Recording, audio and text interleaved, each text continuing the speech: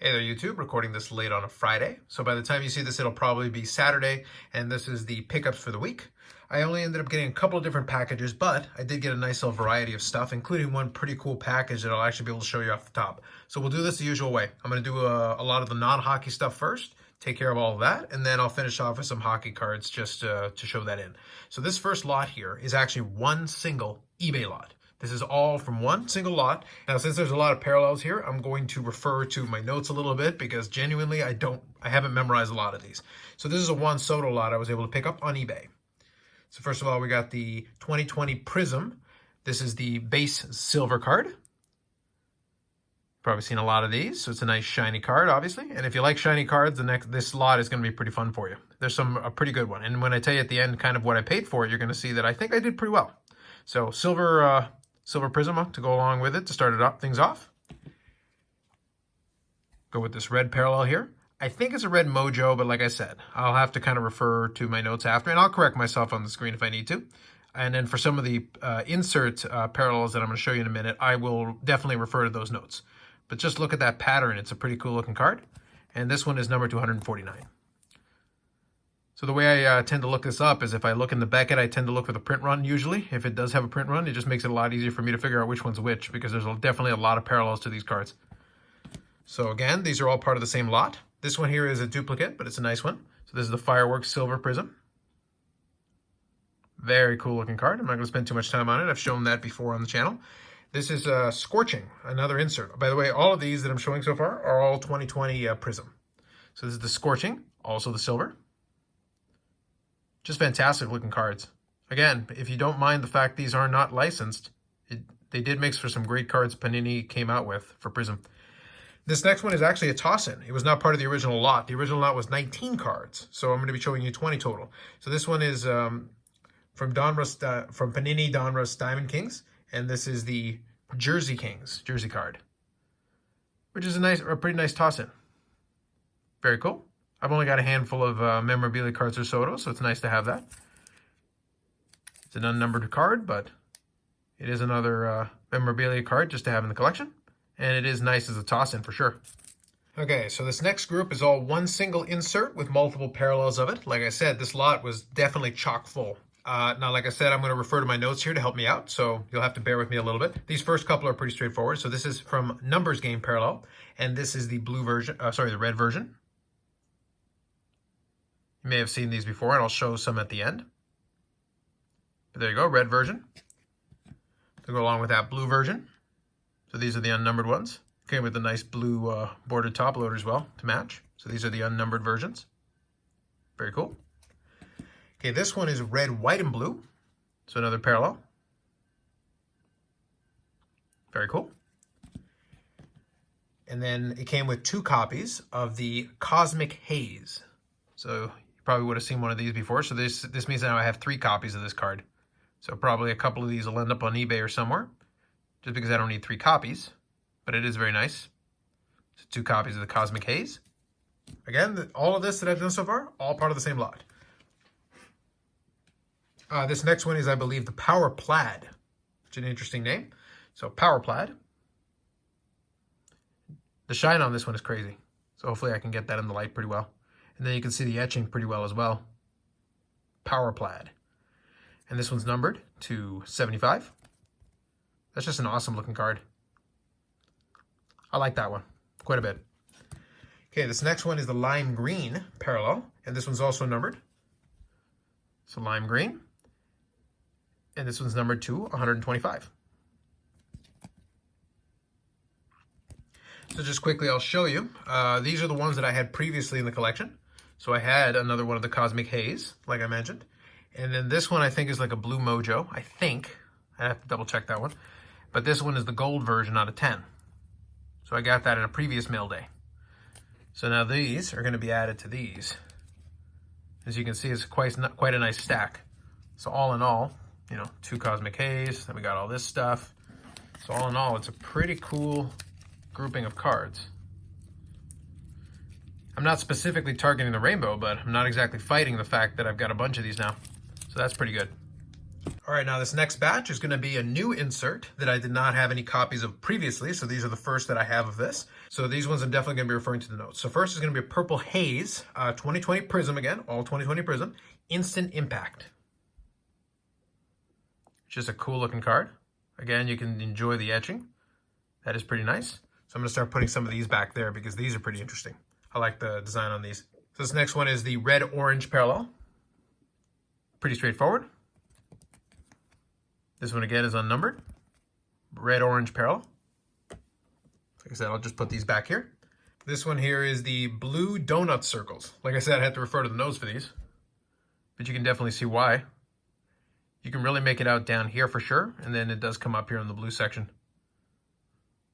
That is just fascinating with the patterns and everything. It definitely pops, and there's a lot of movement going on there. That's another nice one. And this one is numbered, so this one is 199. So now these next couple are all numbered. This one is another one of the lime greens, similar to the one I showed you for the other one. This was numbered to 125. It will get progressively rarer as I go along. This one is the red wave. Again, pretty self-explanatory. That is numbered to 99. Very cool looking cards. I definitely did a preview of these on the Instagram page because they were just too good not to show off as a group.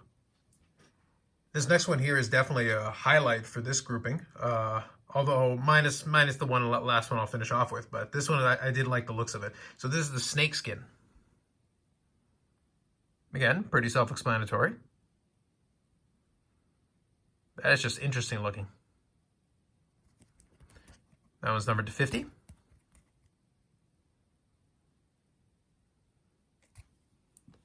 All right, a couple more to show you. This is the navy blue kaleidoscope. So you should be able to make it out down here quite a bit, although it does have the pattern going on for the rest of it pretty well. You're gonna move a lot of these around to really get the full effect, but they are pretty nice. All right, one more to finish this one off, and this one I don't need to refer to my notes. I kind of know these ones off by heart. Gold version. So there's two versions of the gold. One is, I believe, the gold donut, I believe as well, something to that effect. But then you've also got the regular gold version, and that is also numbered to 10. Oh, and the blue kaleidoscope is numbered 35. I almost forgot. So this one's numbered to 10 to go along with the other ones. That is just a nice looking grouping right there. Very cool.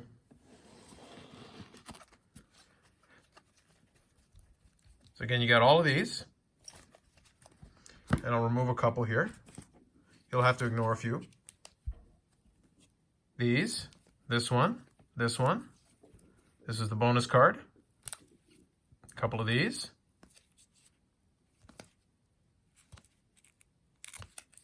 And then one of the, two of these, Cosmic Haze. Third one is from the previous existing, and these last two I already had. So these three I already had. So you got all this, plus this, and that was one lot.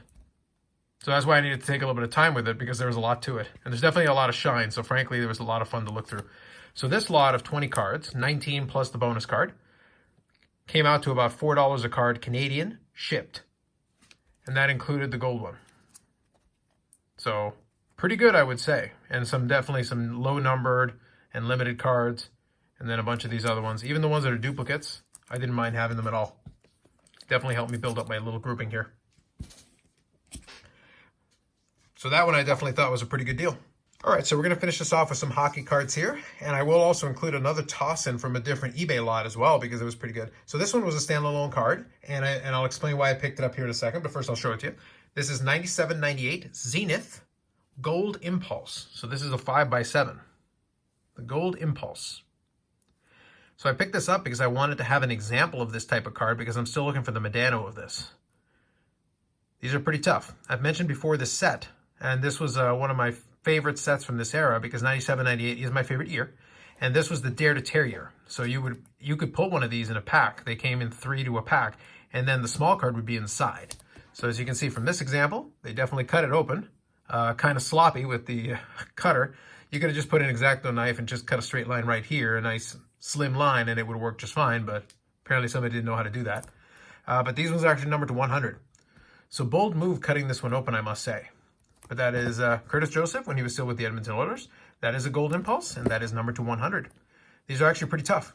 They don't come up a lot, so I haven't seen the Modano, not to my recollection, in a long time. So these, when these do come up, this one wasn't too expensive because, as I said, they did a very sloppy job cutting it.